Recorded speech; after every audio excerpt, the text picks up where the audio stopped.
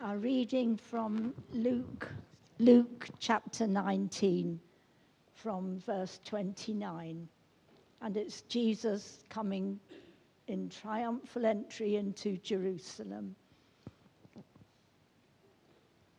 When he drew near to Bethphage and Bethany, at the mount that is called Olivet, he sent 2 of the disciples, saying, "Go into the village in front of you, where on entering you will find a colt tied, on which no one has ever yet sat.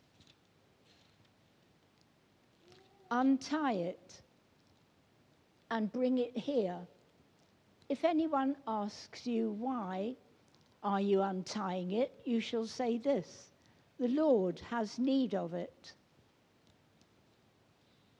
Oops.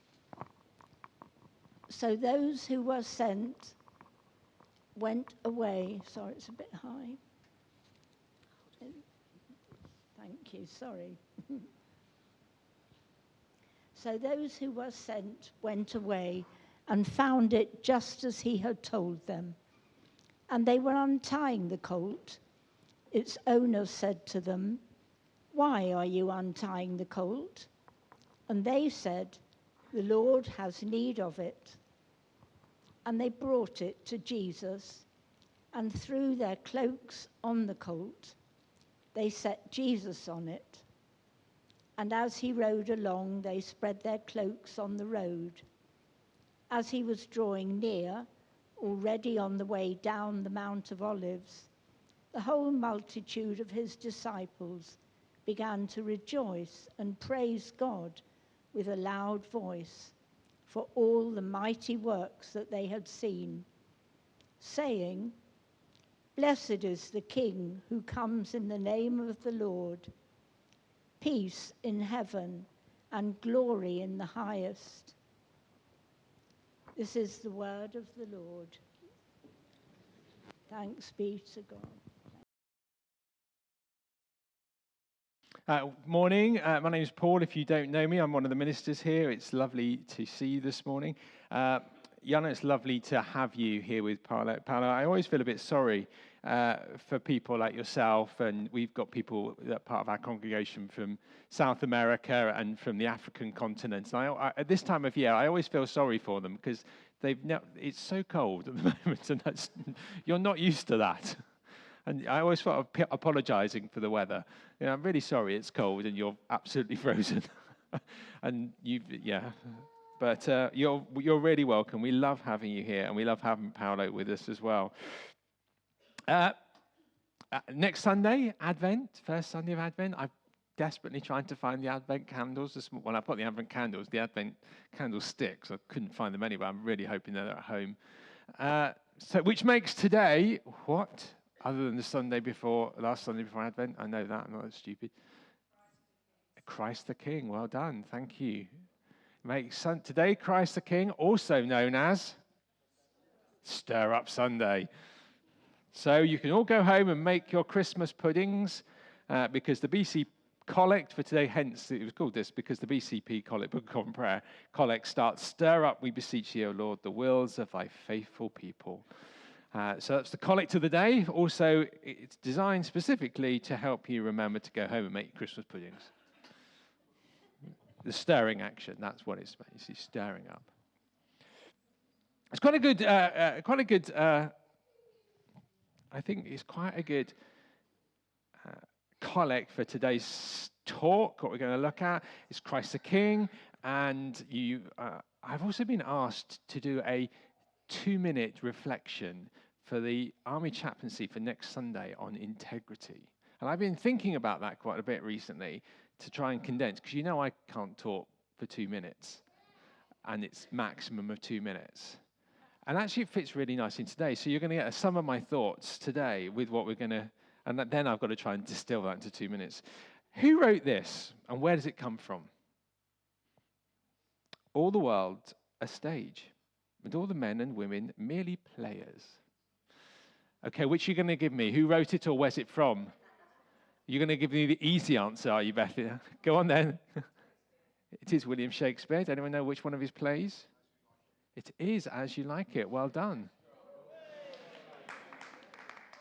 There's a great line in it. So he writes this: all the men and women are merely players. They have their exits and their entrances, and and one man in his time plays many parts, his acts being 7 ages. At first, the infant mewling and puking in the nurse's arms. How true is that?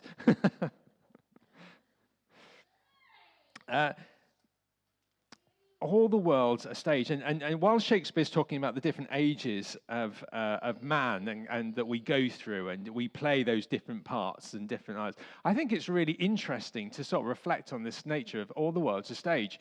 Because I think one of the sort of ways that Shakespeare is talking about is that actually our lives are constantly on show.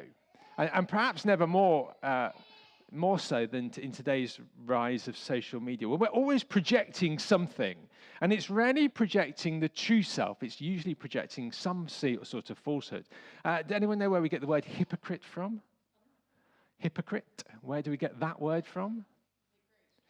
It is Greek, but so what word do we get the word hypocrite from? Do you know? So it's a Greek word. No. From actor. An actor. Because, share that reflection you just said. Mary Joy, come on, wake up. You said, just share what you said beforehand. Wax mask, yeah, that's exactly where it comes from. Although it means actors, because in those days they wore masks. So the whole concept of a hypocrite was someone who wore a mask, because that's what you did. And you know the Greek plays, they wear masks. Hence, when you go to the theatre today, you may see those two masks, one smiley face, one sad face, because it's the sign of the theatre. Because actors project something other than that's true to themselves. They're playing a role. And Shakespeare says, all the world's a stage and all the men and women are merely players. How true is that? All of our lives, we're constantly projecting something that probably isn't our true self.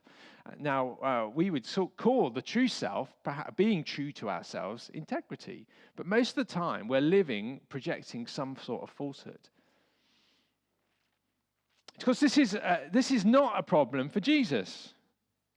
See, Jesus' whole life, what the world was trying to do is project on him the hypocrisy, the actor, him to play a role that wasn't his true self. And all he could ever do was live to his true self, be entirely true to himself. We see that right at the beginning of his life, don't we? So at the beginning of life, let's ignore Luke because that doesn't help us right at the moment. But let's look at the narrative of Matthew in the Gospels. Well, and in the story of Matthew in the Nativity, we get what main characters of Matthew's Gospel? The wise men, the magi. So they first go where? They go to Jerusalem, yeah. More detail. To the Herod. They go to the palace because they're projecting on Jesus that they had foretold in the stars the birth of a new king. So they project on Jesus a certain character of this king. So they go to the palace to start to look for him. And Herod goes there, scratches his head, going, I don't think I've had a child. It just goes to show what a great dad he was. That, he had to, I'm not sure I've had a child. And he wasn't a great dad. He actually had his children murdered because he saw them as threat to his right to be king. So he did have some of his children killed. So he wasn't a great dad, as dads go. Even from the start, and then all the way through the lives, we see this, all the way through the life of Jesus, we see certain sort of characteristics tried to be pushed onto him, and Jesus is constantly pushing them off. Today is the day of Christ the King. We see this story of Jesus' arrival in Jerusalem. It's the week before Advent, it's Christ the King, and it sort of leads us into this story of Advent. And Advent is like the Roman god Janus. Anyone know the Roman god Janus? I mean, I hope you don't worship him, but we get the name January from Janus because the Roman god has two heads two faces, one looking forward, one looking back. And Advent's a bit like that. In Advent, we look forward and we look back. So we look back as we tell the story of Jesus' birth, but it also looks forward. So Advent, the coming, looks forward to when Jesus will come back as king. Nothing like his first arrival. It will be very, very different. And so Advent holds together that tension of the Savior King born in a manger, born in humility, in poverty, to the King of Kings coming back in majesty as a rightful king to rule and reign, and his kingdom will one day be completely established here on earth as it is in heaven, and heaven and earth will come together in this joyous celebration. And Advent looks forward to that. So the last Sunday before Advent sort of celebrates Christ the King, because that's what Advent's doing. It's looking forwards and back. So this is the time when we see Jesus coming into Jerusalem. It's a really significant time in Jesus' life. Jesus has been to Jerusalem before. This was not a one-off event. This was not his first arrival in Jerusalem. He'd been there many times. He was a good Jewish boy with a good Jewish family. He made the pilgrimage regularly because that was required of Jewish people to go to Jerusalem for certain festivals. But this was the most significant entry into Jerusalem that he'd ever had.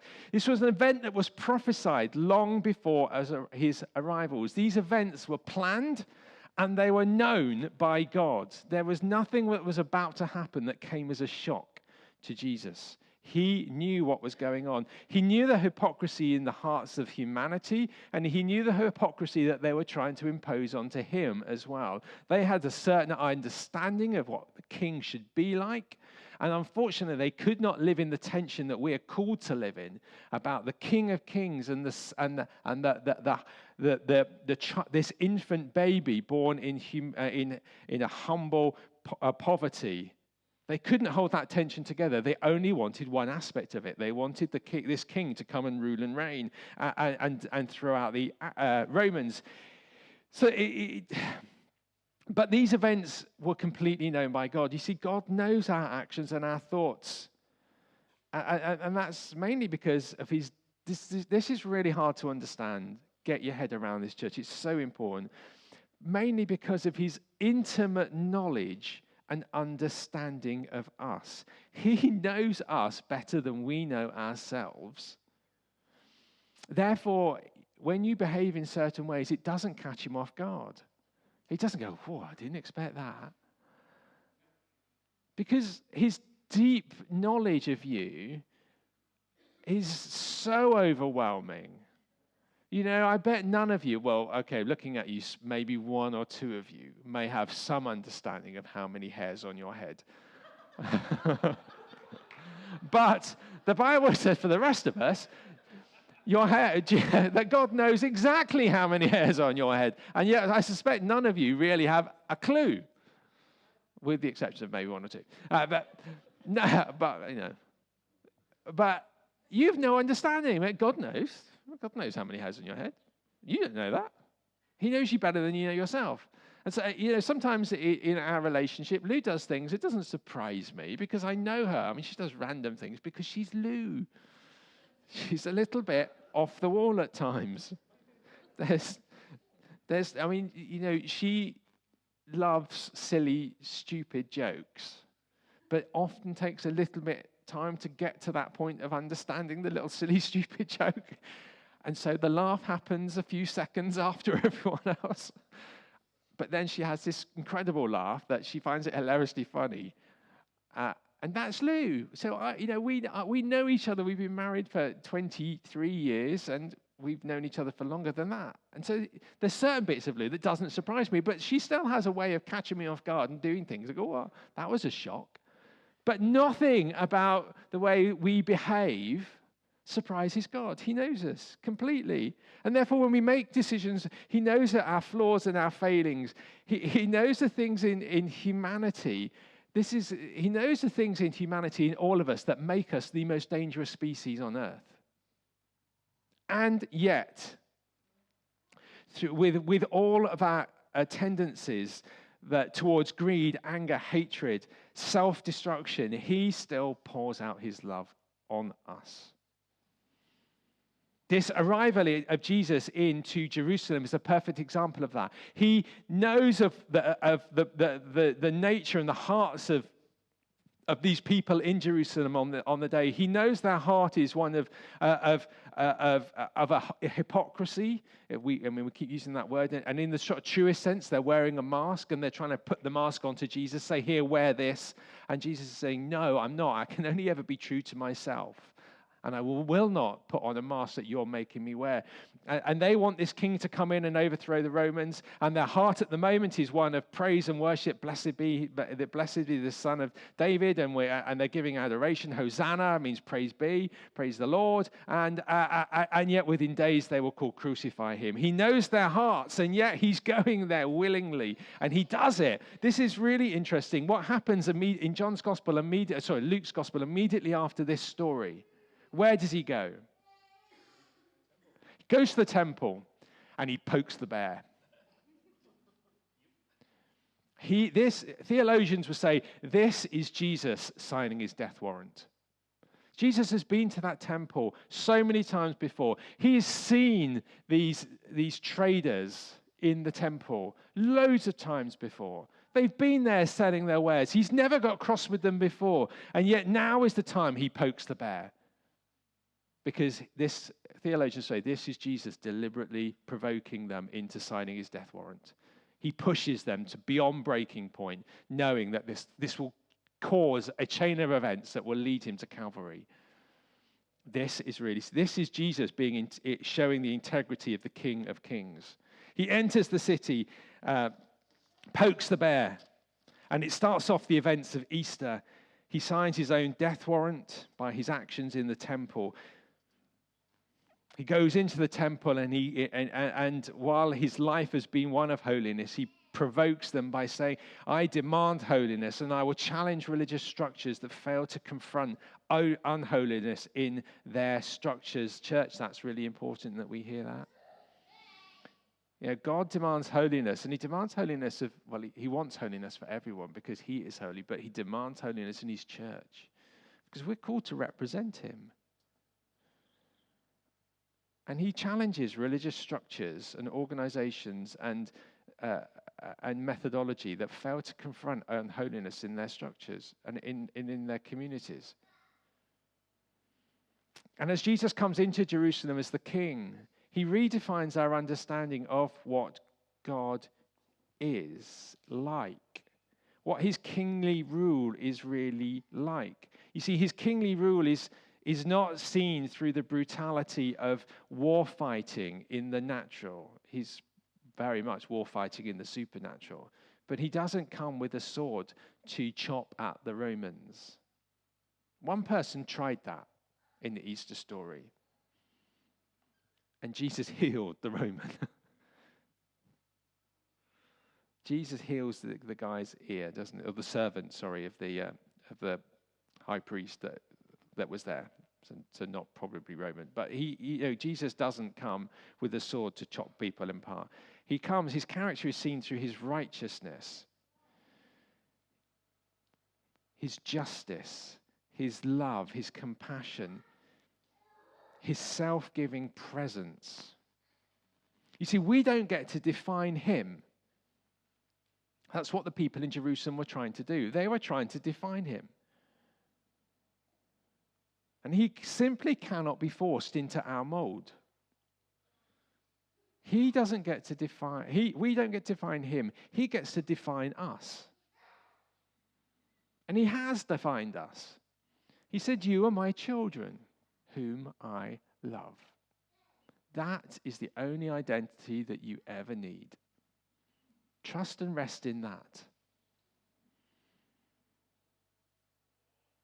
But don't try to make me a hypocrite. Don't try to force me. And we do it all the time. We still do it at the church. We try to project on God something that he isn't truly like. We try to make him wear masks at times.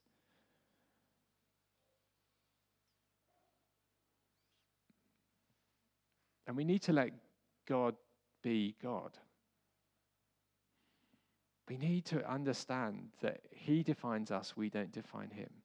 God is the perfect definition of integrity. Jesus' life was one complete of integrity. He only lived out his true identity.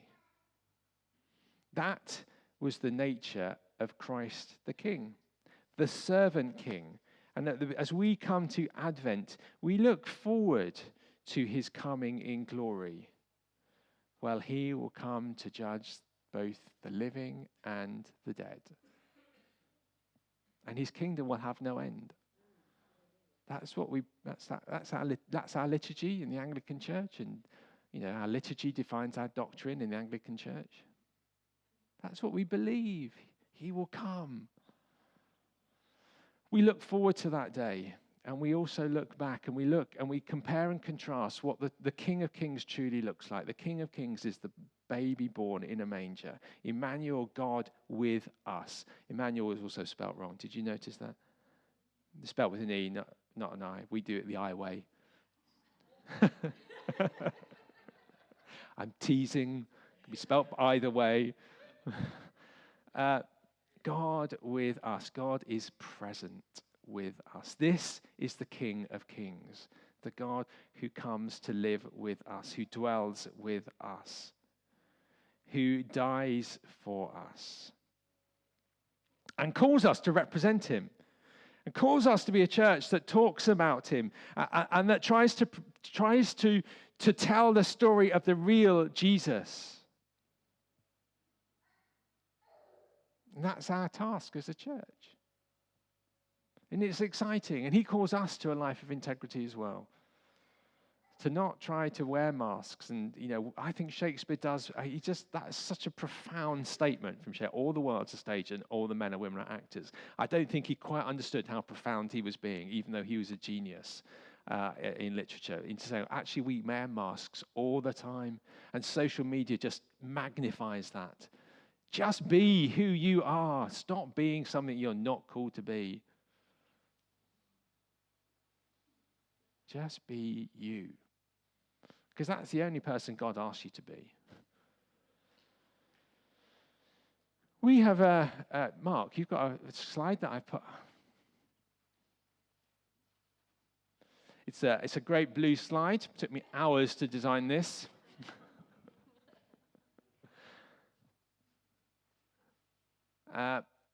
Especially the sort of light effects in the corner. That took quite a lot of time to draw and animate. Is it not working, Mark? Or? Well, let me talk about it when it comes up. If it comes up, it comes up. If it doesn't, well, I wasted my time. In the new year, January, we're looking at running an alpha course, which is called Stay Curious. That's the sort of current logos of alpha. Stay Curious. I like that title. Because I think one of the things that as I spend time coming into schools, I'm trying to encourage the kids who just, what is it? When kids are young, they're delightfully curious. In fact, to the point of becoming a bit of a nuisance, aren't they? When they're going, why? And you think, oh. And then they grow out of that stage. We should never stop growing out of the why stage of life. To be curious, to ask questions, to find out stuff. Oh no, that's not it. That's not an advert for Alpha. That tells us how we set up our computer in the mornings. Stay curious. We're looking for people. We ask two questions. So we're going to start in the new year. First of all, we're asking this question: who's God asking you to invite? And we're going to be getting some invites and stuff throughout the Christmas season. If you want to take them to invite your friends to an Alpha course, that's the first question. Who is God asking you to invite? And the second thing I want to ask you is, who's God calling to lead this? Because it ain't going to be me. Who's God prompting you? Because Gary and Nimlet and with a team around them are running a youth alpha at the moment. Who's God asking to run an adult alpha? Well, we want to know. If you've got the answer to that question, go and speak to Shane or email Shane, admin@immanuelchichester.com. There we go. Isn't that amazing? So there's the questions. Is God calling you to lead? Who is God calling you to invite? And it's going to be starting in January. Stay curious. Try Alpha. Because God asks us to tell his story. doesn't he? He wants us to tell his story and represent him as we represent him to a community. The King of Kings, Christ the King, born in a stable, died on a cross, ascended to heaven, and will one day come back to claim that which is his own.